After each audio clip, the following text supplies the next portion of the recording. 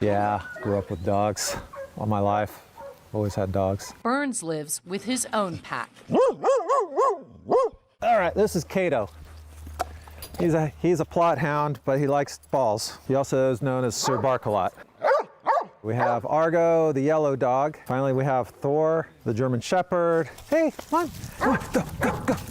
And then there is Callie, the rat terrier, adopted from a shelter at 9 months. I say truthfully that Callie has changed my life.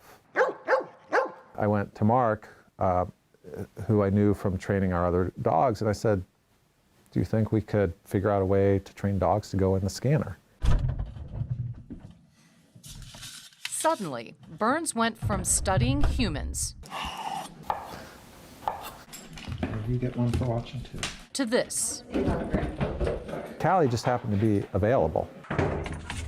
Berns built an MRI simulator in his basement. She enjoyed it, I enjoyed it, and then it actually worked. Let's do some training. That's when it took over my life. Berns founded the Dog Project to research evolutionary questions about man's best and oldest friend.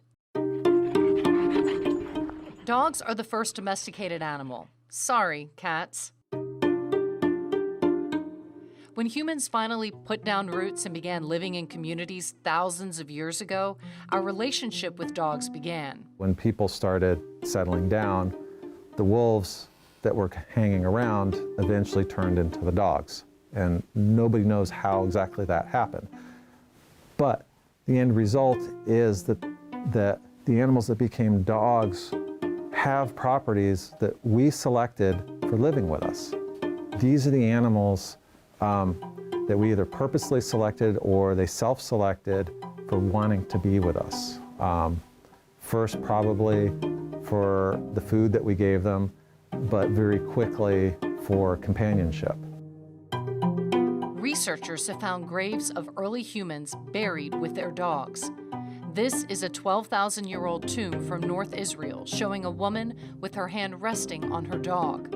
The bond was there then, and 12,000 years later, Berns was going to decipher it. The military started funding the project and funded it for roughly 6 years. Over 8 years, Berns and Spivak have trained over 100 dogs for the MRI, to wear protective earplugs, to lie down, to put their head in a chin rest, to be still for minutes at a time, to get used to the noise of the scanner.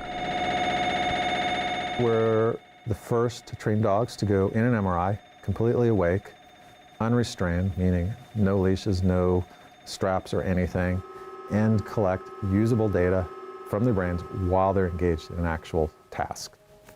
And Callie was the first dog to do that. I still remember the first day that we did that first scan with Callie.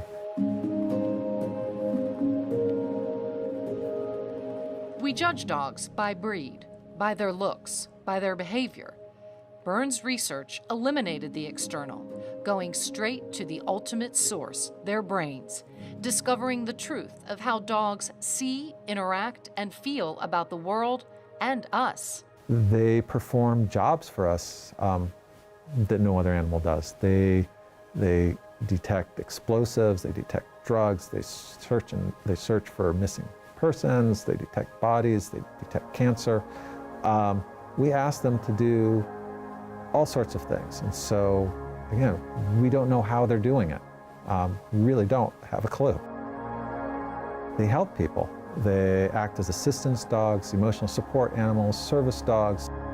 In the 8 years since he founded the Dog Project, Berns has given dog lovers around the world an unprecedented look inside the brains of dogs. Something like 80 million households in this country have dogs.